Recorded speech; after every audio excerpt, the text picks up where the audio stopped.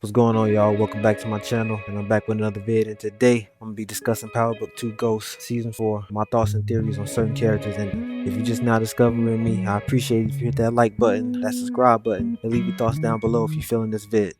Let's start with Drew Tejada. Caught in the aftermath of his betrayal of Monet and Tariq, Drew finds himself on the edge. I believe that his disloyalty to Monet will ultimately be his downfall. I can see 2-Bit forming an alliance with Tariq during the war, seizing the opportunity to eliminate Drew. This sets the stage for a climatic battle with Kane. Furthermore, I can see Monet orchestrating Drew's demise, either by pulling the trigger herself or setting him up as the culprit for the Russians he eliminated. I believe that Drew's final appearance will occur in episode 5, marking a significant turning point in the season. Moving on to Diana Tejada.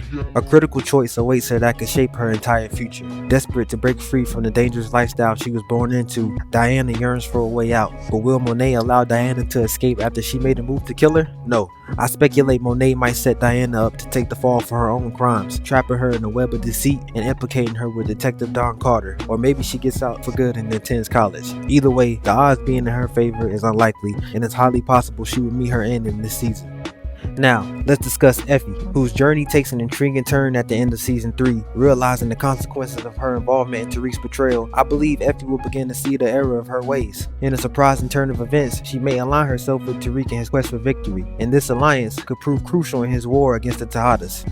However, her decision to help Tariq may come at a greater cost, as Kane will not be happy with this and may be forced by Monet to take her out. I also theorize her past betrayal against Tariq will not be forgotten, which will lead to her demise at the hands of Brayden. And we already witnessed Brayden's capacity for violence, so I wouldn't be surprised if he's the one to take her out in the end.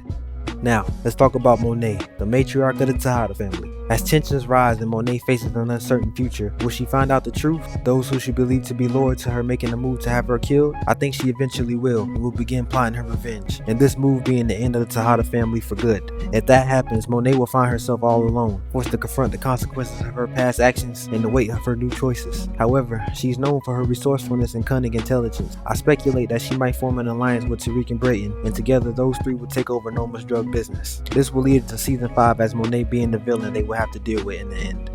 Throughout the series, Kane has struggled with this place within the family and his desire for power. As the pressure builds up, Kane faces the pivotal choice that can redefine his entire existence. Will he continue constantly causing chaos and endanger those around him, or will he embrace a new path, one that allows him to redeem himself and find a new sense of purpose? Who knows? Kane finds himself at odds with Tariq and Brayden, setting the stage for a dramatic confrontation. The brewing conflict between these characters goes back all the way to Season 1 and will most likely lead to Kane's downfall. I believe that Tariq and Brayden, driven by their own ambitions and the desire for revenge, will kill Kane, marking a significant turning point in the series. Maybe this will happen in Season 5, or maybe at the end of Season 4, who knows. This moment will not only serve as a climatic moment, but also provide a pivotal moment for both Tariq and Brayden's character development, as they assert their dominance in the criminal world.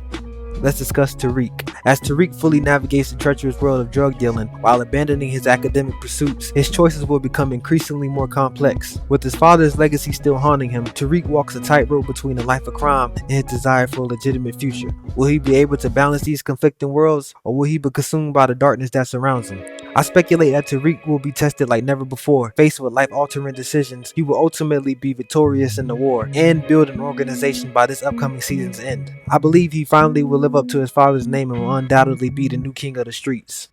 Brayden's character change takes a turn as the season progresses. We will witness a gradual shift in Brayden's demeanor, leaving behind his once lighthearted nature and embracing the darker side. The catalyst for this transformation could be a devastating loss or a traumatic event that leaves Brayden feeling disillusioned and betrayed by the world. Consumed by rage, he will begin leading down the path of darkness and vengeance as the season concludes. Will he fully succumb to the darkness, or will he find a way to rediscover his true self?